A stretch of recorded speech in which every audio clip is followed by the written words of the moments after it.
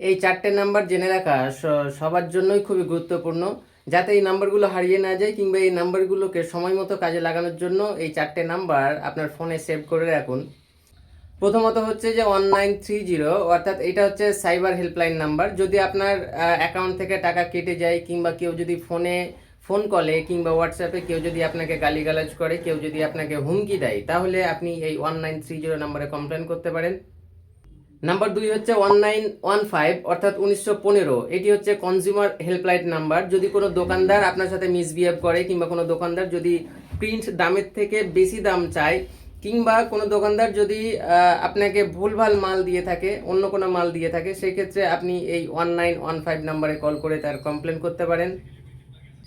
3 number হচ্ছে 1064, অর্থাৎ 1064। এই নাম্বারটা হচ্ছে অ্যান্টি কারাপশন ভিজিলেন্স, অর্থাৎ কোনো সরকারি কর্মচারী যদি আপনার সাথে মিসবিহেভ করে, আপনার কাজ যদি করতে না চায় কিংবা আপনার কাজ করে দেওয়ার জন্য সে যদি কোনো রকমের ঘুষ চায়, তাহলে আপনি এই নাম্বারে কমপ্লেন করতে পারেন।